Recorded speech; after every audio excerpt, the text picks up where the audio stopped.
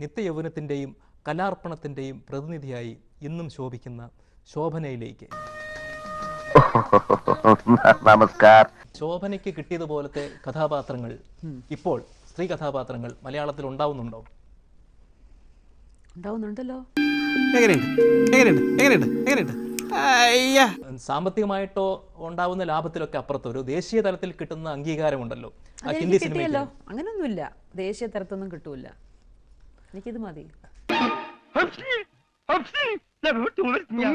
നിന്റെ ഒടുക്കത്തെ തുമ്പലാണെന്ന് നീ മറക്കണ്ട.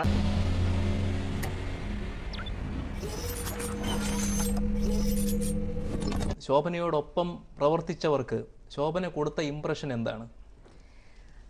എനിക്കറിഞ്ഞുകൂടാ, അവരോട് ചോദിക്കണം.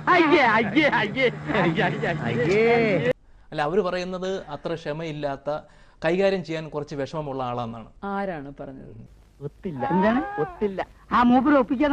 നമ്മളിപ്പോൾ ആലോചിച്ച് നോക്കുമ്പോൾ ശോഭനയെ വേണ്ട വിധം മനസ്സിലാക്കിയില്ല, അല്ലെങ്കിൽ ശോഭനയെ തെറ്റിദ്ധരിച്ചു എന്നൊരു തോന്നലുണ്ടോ? ബാലചന്ദ്രൻ മേനോൻ തന്നെ ആ സിനിമ ചെയ്തപ്പോഴുണ്ടായ അനുഭവങ്ങൾ പിന്നീട് എഴുതിയിട്ടുണ്ട്. അത്രയും വളരെ ചെറുപ്പമായ ഒരു പെൺകുട്ടിയെ കൊണ്ട് അഭിനയിപ്പിച്ചിട്ട് പോലും ആ സെറ്റിൽ വല്ലാത്ത ടെൻഷൻ ഉണ്ടായി എന്ന്. കാരണം ചില സീന് വരുമ്പോഴത്തേക്കും ഒന്നുമില്ലാതെ നിൽക്കും, പറഞ്ഞാൽ അനുസരിക്കില്ല.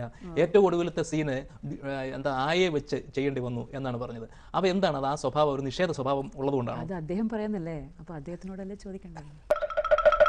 അപ്പോൾ അന്ന് ബാലചന്ദ്രൻ മേനോൻ കൈകാര്യം ചെയ്യാൻ വിഷമമുള്ള ഒരു കുട്ടി എന്ന നിലയിൽ ആ സിനിമയിൽ നിന്ന് തിരിച്ച് അയച്ചിരുന്നെങ്കിൽ ഒരുപക്ഷെ ശോഭനയുടെ കരിയർ മറ്റൊന്നാകുമായിരുന്നു.